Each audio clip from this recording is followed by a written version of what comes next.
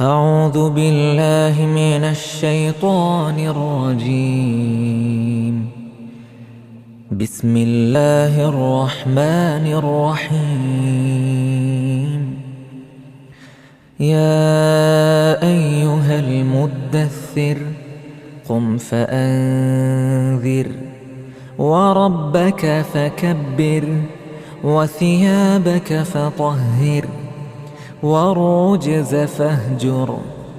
ولا تمنن تستكثر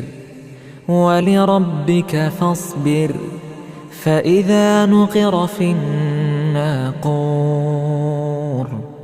فذلك يومئذ يوم عسير على الكافرين غير يسير. ذرني ومن خلقت وحيدا وجعلت له مالا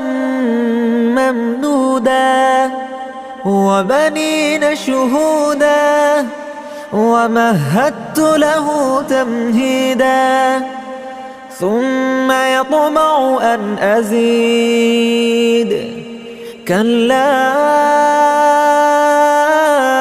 إنه كان لآياتنا عنيدا سأرهقه صعودا إنه فكر وقدر فقتل كيف قدر ثم قتل كيف قدر ثم نظر ثم عبس وبسر ثم أدبر واستكبر فقال إن هذا إلا سحر يؤثر إن هذا إلا قول البشر سأصليه سقر وما أدراك ما سقر لا تبقي ولا تذر لواحة للبشر عليها 19 وما جعلنا أصحاب النار إلا ملائكة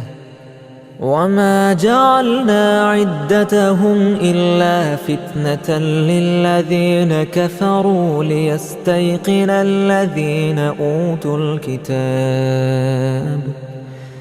أوتوا الكتاب ويزداد الذين آمنوا إيمانا ولا يرتاب الذين أوتوا الكتاب والمؤمنون وليقول الذين في قلوبهم مرض والكافرون ماذا أراد الله بهذا مثلا كذلك يضل الله من يشاء ويهدي من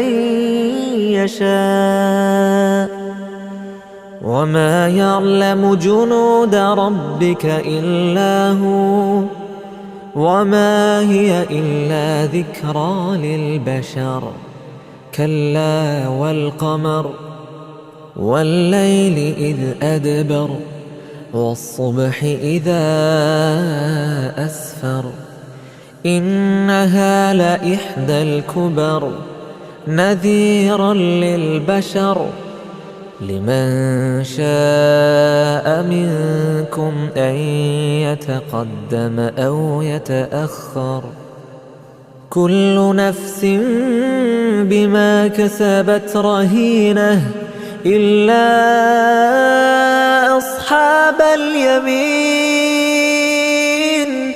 في جنات يتساءلون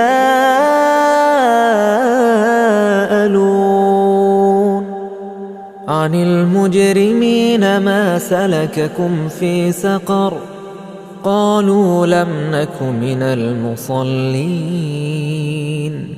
ولم نك نطعم المسكين وكنا نخوض مع الخائضين وكنا نكذب بيوم الدين حتى أتانا اليقين فما تنفعهم شفاعة الشافعين فما لهم عن التذكرة معرضين كأنهم حمر مستنفرة فرت من قسورة بل يريد كل امرئ منهم أن يؤتى صحفا منشرة كلا بل لا يخافون الآخرة كلا إنه تذكرة فمن شاء ذكره وما يذكرون إلا أن يشاء الله هو أهل التقوى وأهل المغفرة